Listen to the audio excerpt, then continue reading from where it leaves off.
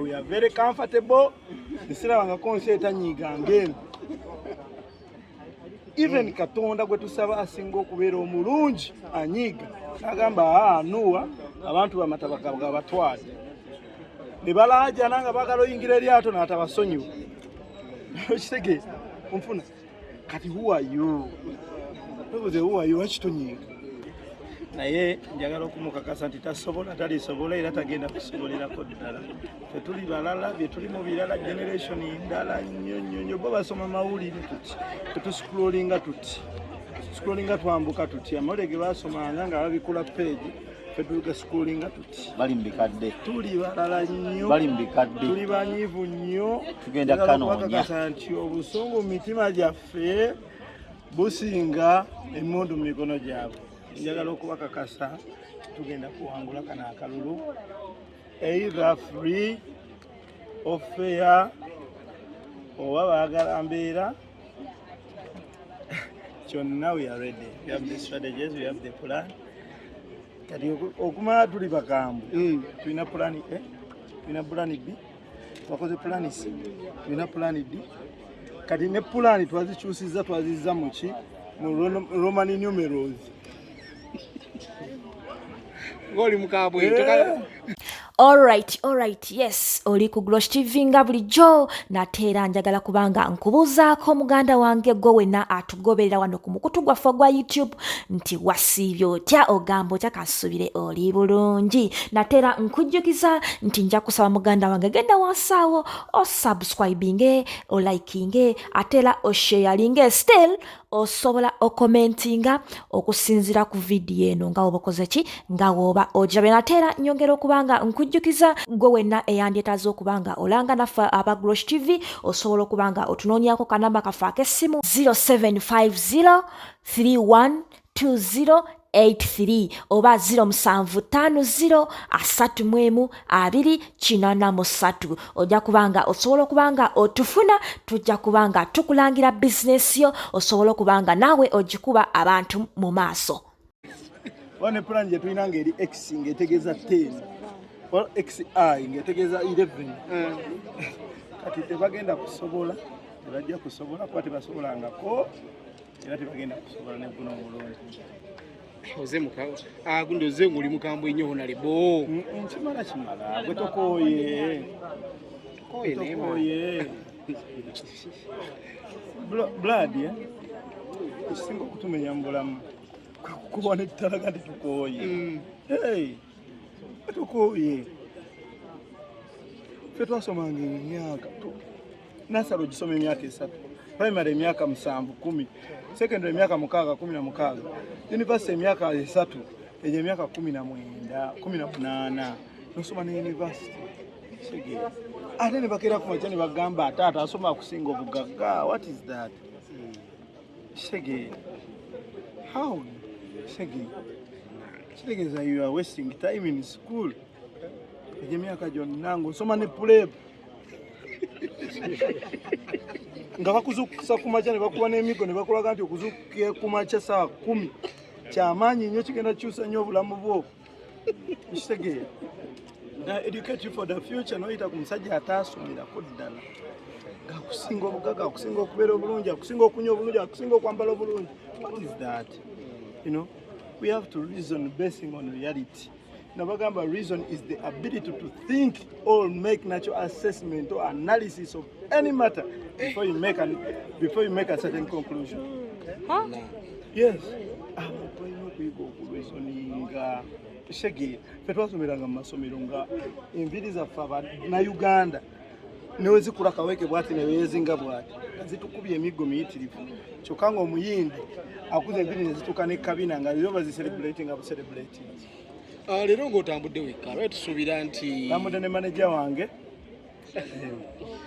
anti mungeri Chimala, don't spend money to impress people.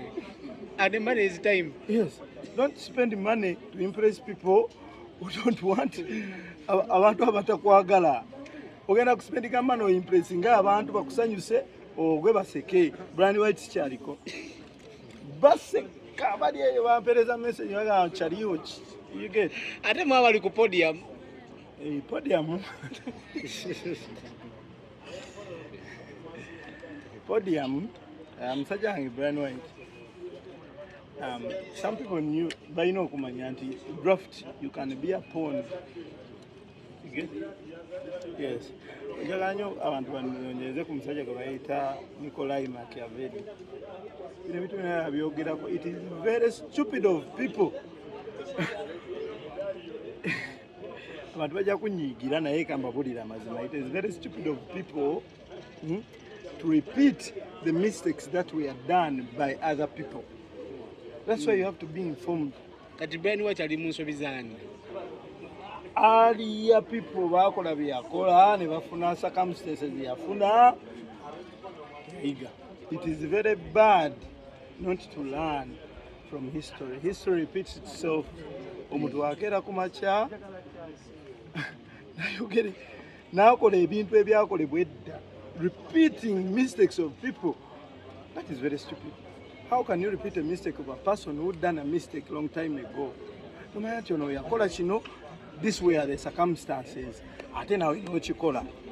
Ate no subira ntugenda funa results singala.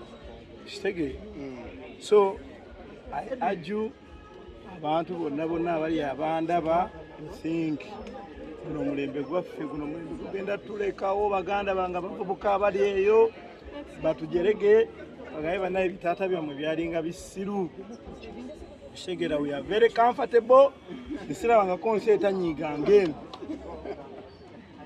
Even Katonda gwe tusaba asinga okubeera omulungi anyiga nagamba anuwa abantu bamatabaka batwale ne balaja nanga bagalo yingira eryato n'atabasonyiwa. Okitegeeza onfuna kati who are you?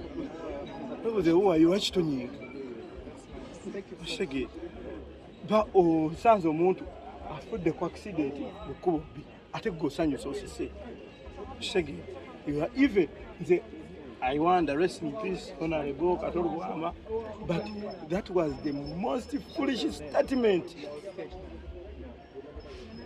this generation has ever had.